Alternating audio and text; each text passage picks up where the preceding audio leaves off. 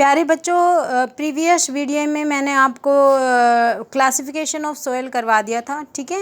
Alluvial soil, black soil, then red light soil and yellow and red soil. तो दो soil बची थी, कौन कौन सी? एक तो एरिड सोयल और फॉरेस्ट सोयल।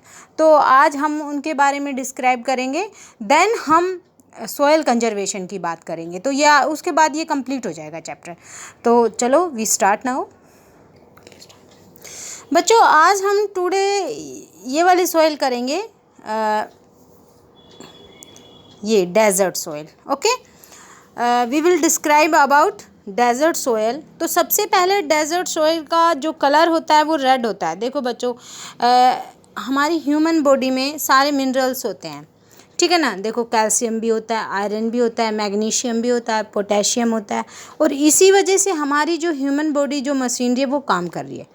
उसी तरह जो सोयल है उसमें सारे ये एलिमेंट्स होते हैं, इनको नीड होती है। और जब ये जिस सोयल में सारे ये एलिमेंट्स, ये न्यूट्रिएंट्स होते हैं, कैल्शियम होता है, ठीक है, पोटेशियम होता है, आयरन होता है, ह्यूमस मैंने आपको बताया।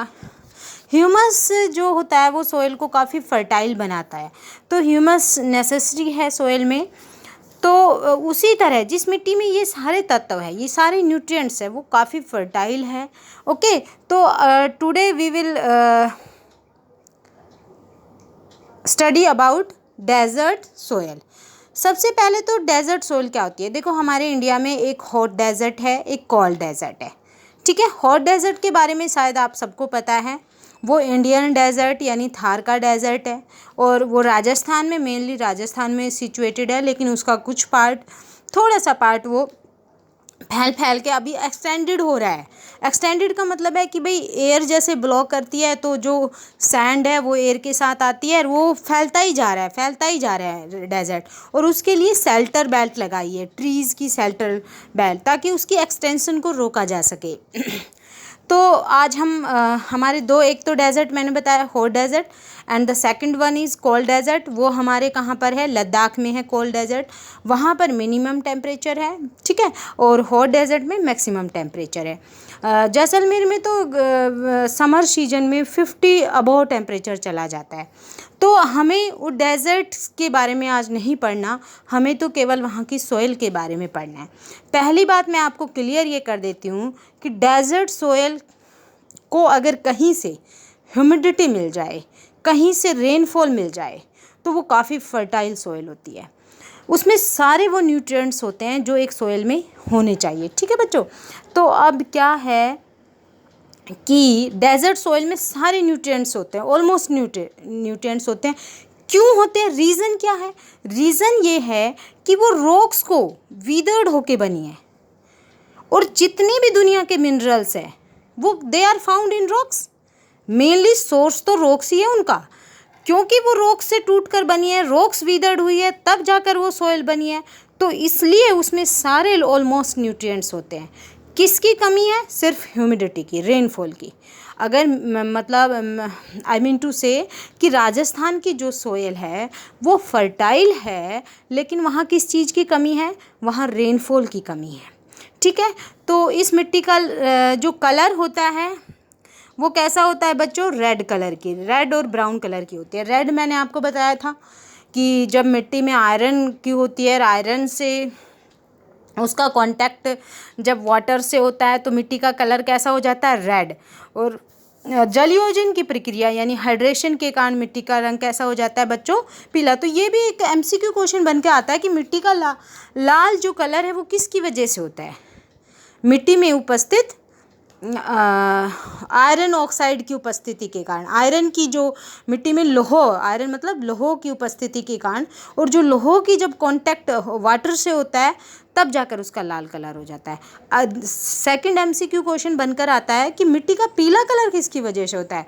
तो जल योजन के कारण, हाइड्रेशन के जो प्रोसेस के कारण होता है, ठीक है बच्चों।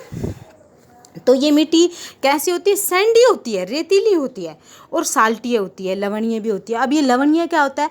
मतलब साल्टी, साल्टी मतलब इसमें साल्ट की मात्रा ज़्यादा होती है। जो हमारा कॉमन साल्ट है, जो आप घरों में यूज़ करते हो सब्जी में, रोटी में, दैट इज़ कॉमन साल्ट। और उसका केमिकल नेम क्या है? Sodium chloride. और ये हमें कहाँ से मिलता है? ओशंस में मिलता है। तो ये इस सैंडी सॉइल में भी पाया जाता है, इस डेजर्ट सॉइल में भी पाया जाता है। और कई जगह तो क्या होता है कि इस मिट्टी को इकट्ठा कर लिया जाता है और फिर इसके जो जितनी भी ह्यूमिडिटी है उसको इवापोरेट्स कर दिया जाता है और वो बाद का जो बच जाता है वो साल्ट बच जाता है। और यानी कई जगह इस पर साल्ट भी बनाया जा रहा है, इस मिट्टी से खाने के लिए नमक भी बनाया जा रहा है। बच्चों, इस मिट्टी में मैंने आपको 2 ही चीज़ की मेनली कमी है। पहली ह्यूमिडिटी, आर्द्रता, रेनफॉल, और दूसरी ह्यूमस। ह्यूमस की कमी इसलिए है क्योंकि भाई जब रेनफॉल नहीं होगी तो पेड़ पौधे नहीं होंगे, पेड़ पौधे नहीं होंगे तो भाई उनके जीव जंतु कैसे वो ह्यूमस बनेगा कैसे? ह्यूमस तो मेनली किससे बनता है? फ्लोरा और फौना से बनता है मेनली। तो ये सैंडी सॉइल है। सैंडी सॉइल हमारे कहाँ पे पाई जाती है, यानी डेजर्ट सॉइल हमारे कहाँ पर पाई जाती है? एक तो राजस्थान में, कुछ पार्ट है हमारा some parts of Madhya Pradesh. ठीक है बच्चों, ये क्लियर हो गई आपकी सैंडी सॉइल। नेक्स्ट करते हैं। इसमें किसी को डाउट हो तो फ़ोन करके पूछ लेना, ठीक है। मुस्कान तो मुझे सुना भी देती है सारे क्वेश्चंस जो मैं बताती हूँ। अब हमारे पास ये बच गई, ये वाली सॉइल, वन मृदा। ये मृदाएं कहाँ पर पाई जाती है? जो फॉरेस्ट सॉइल है वो मेनली माउंटेन और हिली एरिया पर पाई जाती है। और इसकी मतलब डिफरेंस है ये। माउंटेन एरिया की अगर हम बात करें तो हमारे माइंड में एकदम आता है कि हिमालयन माउंटेन, है ना। हिमालयन माउंटेन मतलब वो एरिया जैसे कि जम्मू कश्मीर है, उत्तराखंड है, अरुणाचल प्रदेश है, ये वाला, ये एक बेल्ट है। इस बेल्ट की हमारे माइंड में एकदम ये पिक्चर आती है। तो अब ये कहाँ पर पाई जाएगी? इस एरिया में पाई जाएगी। लेकिन बच्चों यहाँ पर भी इसका बहुत ज़्यादा मतलब डिफरेंसेस है। अगर कोई रिवर वैली है तो उसमें डिफरेंट टाइप की पाई जाएगी। अगर पूरा ही कोई कई जगह जैसे गुलमर्ग, सोनमर्ग मैदान टाइप में है, एरिया है पहाड़ों के बीच में, तो वहाँ पर डिफरेंट टाइप की सोइल पाई जाएगी। अगर कोई माउंटेन एरिया है, स्लोपी एरिया है, तो वहाँ पर डिफरेंट टाइप की पाई जाएगी। अगर कोई ग्लेशियर एरिया है कि हिम नदी से ढका हुआ, हिमाच्छादित है, वहाँ पर डिफरेंट टाइप की पाई जाएगी। तो ये जो वन मृदा है ये माउंटेनस एरिया पर और हिली एरिया में पाई जाती है। और इसमें वन होते हैं, इसमें ऊंचाई के अनुसार वनों में डिफरेंस आ जाता है। देवदार होता है, पाइन होता है, ये यहाँ पर वन पाए जाते हैं, ठीक है। और मैंने बता दिया कि इसकी डिफरेंट होती है ये। अगर कोई नदी घाटी है तो उसमें डिफरेंट टाइप की पाई जाएगी, थोड़ी फर्टाइल सोइल मिलेगी। अगर कोई पहाड़ों के बीच में कोई प्लेन एरिया है जैसे गुलमर्ग है, सोनमर्ग है, वहाँ डिफरेंट टाइप की। और जो माउंटेनस एरिया वहाँ पर डिफरेंट टाइप की। अब हम ये टॉपिक करेंगे मृदा अपरदन और मृदा का कंजर्वेशन, ये वाला टॉपिक करेंगे बच्चों। बड़ा इंटरेस्टिंग टॉपिक है, बहुत ही इजी टॉपिक है। और सबसे बड़ी बात, सबसे इंटरेस्टिंग बात, मज़ेदार बात यह है कि इसमें से क्वेश्चन आता है। सॉइल इरोजन और कंजर्वेशन का एक क्वेश्चन हमेशा आता है और सबसे ईजीएस्ट टॉपिक है ये हमारा। पहली बात तो ये है कि सॉइल इरोजन होता क्या है। सॉइल इरोजन का मतलब है बच्चों कि वायु या जल के द्वारा मृदा की जो ऊपरी परत का बह जाना, ठीक है, या वायु के द्वारा बह जाना या जल के द्वारा उसको हटा देना मृदा अपरदन कहलाता है। और इसके मृदा अपरदन, इसके और भी रीज़न है भाई। ये तो मृदा अपरदन हो गया और सोइल के और भी रीज़न है। सबसे बड़ा रीज़न जो आजकल उभर कर सामने आया है, द बिगेस्ट रीज़न जो अमर्ज हुआ है, वो है डिफॉरेस्टेशन। आप जहाँ भी पहले गांव में देखोगे आपको एक मतलब फॉरेस्ट दिखाई देते थे, जिसे हम देसी भाषा में जनरली बोलते हैं बनी। हम बनी में बनी में क्या होता था? पेड़ पौधे होते थे सारे। तो आज हमें वो बनी कहीं भी नहीं दिखाई देती। आप बावल में देख लो, सारा कमर्शियल एरिया, सारी फैक्ट्रीज खड़ी हो गई। रीज़न क्या? डिफॉरेस्टेशन।